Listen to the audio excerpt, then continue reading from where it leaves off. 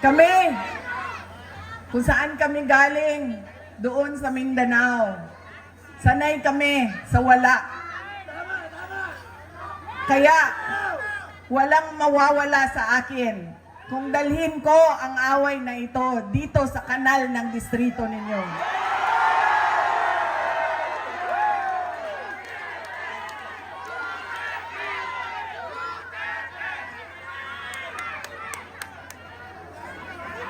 Mga sis, saan kayo galing?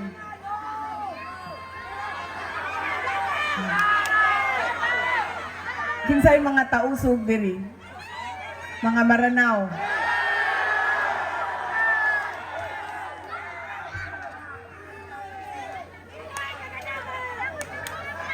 Kinsay mga Bisaya?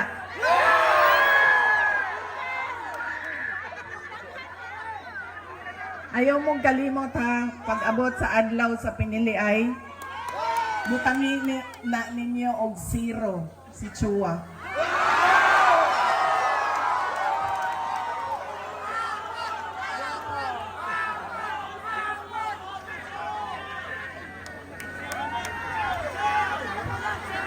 Pangalawa, sikat na apelido, pamilyang politiko, automatic ang boto natin. Pangatlong, ugali ng mga Pilipino sa pagpili ng kanilang mga leader. Kung sino yung may pera at bumibili ng boto, ay ibinibigay natin ang ating pagkatao sa kanila.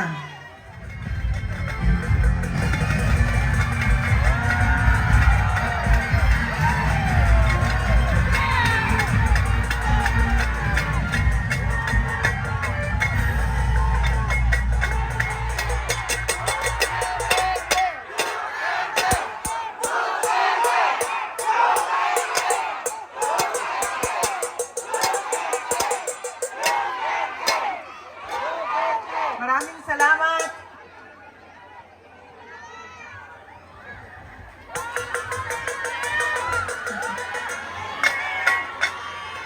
Assalamualaikum warahmatullahi wabarakatuh. Madayaw mayong gabi kaninyong tanan. Magandang gabi sa inyong lahat. Unahin ko po muna ang aking mga pagpapasalamat. Nagpapasalamat tayo sa ating babalik na Mayor Isko Moreno Dumagoso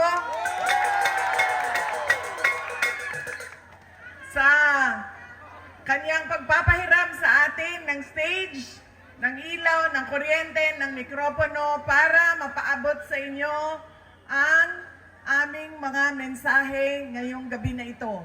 Pangalawang pagpapasalamat ay sa inyong lahat, mga kababayan, dahil marami sa inyo ang hindi pa kumakain, hindi pa nagluto, pero nandito galing pa sa trabaho, pero nandito kayo para makinig sa amin at sa aming mga mensahe para sa bayan. Maraming salamat po sa inyong lahat.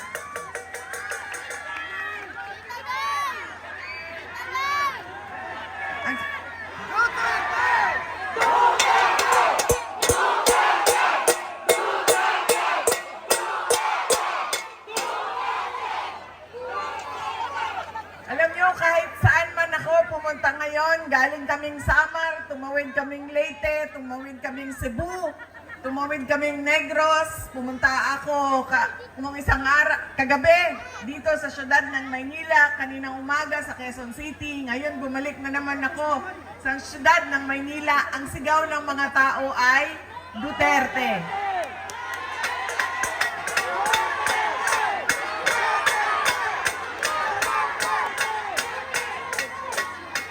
Baka lang po, nakakalimutan ninyo na hindi po ako kandidato ngayong eleksyon na ito. Pero nandito ako para maglabas ng nararamdaman ng karamihan ng taong bayan sa ating pamahalaan ngayon.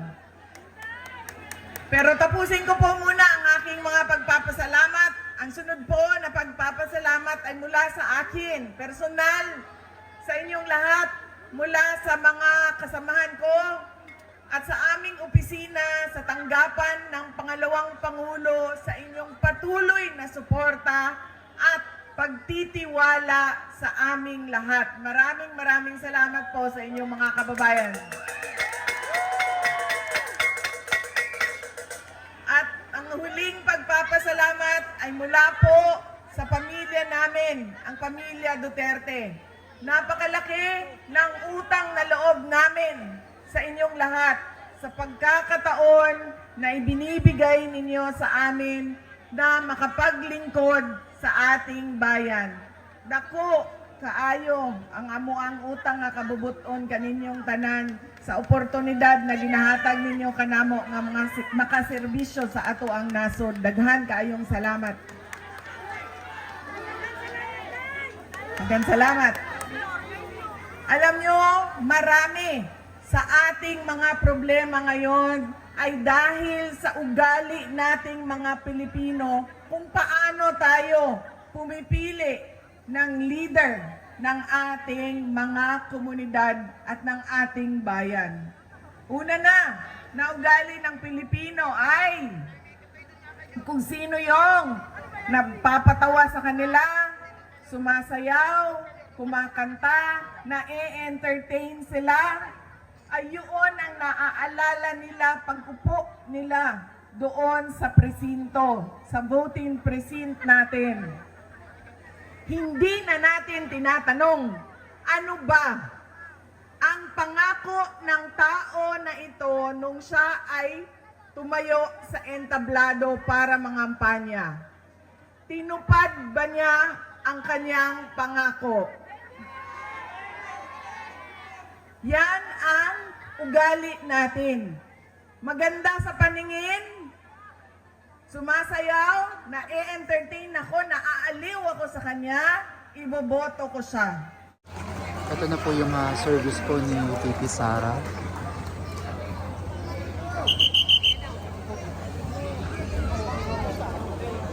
Hindi. So, dito tayo sa backstage.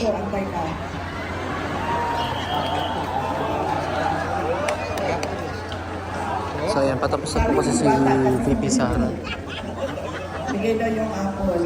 Ibibigay ko itong apple na ito kay Apple nito. Ma'am, saksak mo ito sa bibig ni Apple Chua hanggang sa kanyang lalamunan hanggang siya ay mamatay. Apple na yan.